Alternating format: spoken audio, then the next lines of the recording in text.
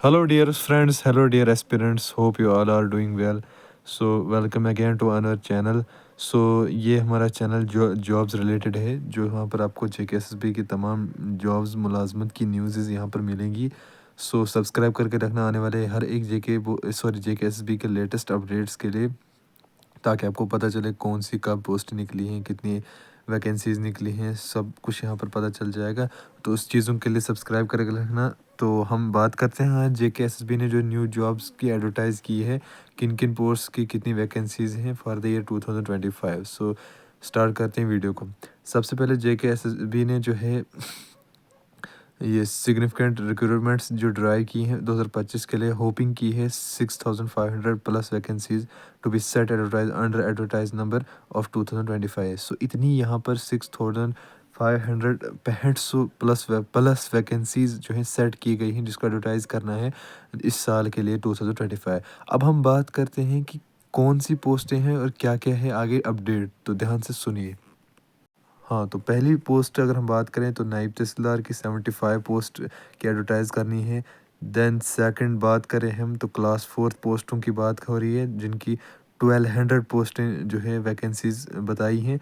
Then may be हो सकता है क्लास 4th की जो पोस्टें हैं तो एस्पिरेंट्स वो 2000 भी हो सकती हैं। यहाँ पर अब इतना दिख रहा है कि 1200 हैं, बट 2000 हो सकती हैं, क्योंकि बहुत सारी पोस्ट वैकेंसीज फिल करनी और जूनियर असिस्टेंट्स की हैं। देन स्टाफ नर्स की 486 पोस्टें जो है मेडिकल फील्ड में। देन है मेडिकल असिस्टेंट उसकी 112 है। देन थिएटर टेक्नीशियन 65 पोस्टें वैकेंसीज इसकी है। देन स्टेनोग्राफर है 116। Then accounts assistant 532। और अदर पोस्टें जो है वो अभी टिपिकली रोल जो है एडवर्टाइज़ किया जाएगा सब वहाँ पर। फ़िलहाल तो ये एडवर्टाइज़ की गई हैं इतनी वैकेंसीज़ हैं, लेकिन कुल मिला के इन्हें कहा है कि 6500 plus vacancies to be advertise for the year 2025 के लिए। तो अब हम देखते हैं। सो इसमें हम डिस्कस करेंगे सबसे पहले क्लास 4 की पोस्टों की क्वालिफ़िकेशन क्या रिक्वायर्ड होती है। तो अगर हम बताते चलो मैं तो मिनिमम सबसे पहले मिनिमम और मैक्सिमम क्वालिफ़िकेशन क्या है for the appointment of class 4 post. तो यहाँ पर जो है मिनिमम जो है एक कैंडिडेट मस्ट बी मैट्रिक, यानी मिनिमम 10th होना चाहिए उसके पास। देन मैक्सिमम अगर वो 10th प्लस है या ग्रेजुएट भी हो सकता है इस पोस्ट को एलिजिबल करने के लिए। Then the candidate who are declared qualified by the board of document verification will be required to produce the relevant certificates such as marks card, provisional certificate, etc. Matric 10th in original as proof of having acquired a minimum eligibility for this post। यानी यहाँ पर इतना बताया है कि matric होना चाहिए और जो मैक्सिमम होना चाहिए 10+2 होना चाहिए, तब जाकर जो है एलिजिबल हो सकते हो इस पोस्ट को पाने के लिए।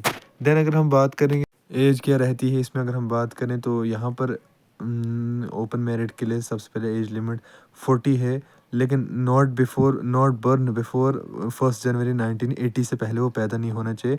एंड नॉट बर्न आफ्टर 1/1/2002, 1 जनवरी 2002 से बाद नहीं पैदा होना चाहिए। देन SC की बात करें 43 एज लिमिट है। इसमें होना चाहिए कि एक कैंडिडेट नॉट बर्न बिफोर 1 जनवरी 1977 से पहले वो पैदा नहीं होना चाहिए, और 1 जनवरी 2002 तक उससे बाद नहीं पैदा होना चाहिए। देन ST की बात करें उसकी 43 है एज लिमिट, यही है डेट उसकी भी। देन RBI की बात करें 43 है। देन EWS की भी 43 है। तो और अगर हम बात करें दूसरी कास्ट की, देन अगर हम OCS अदर सोशल कास्ट की बात करें उसकी 43।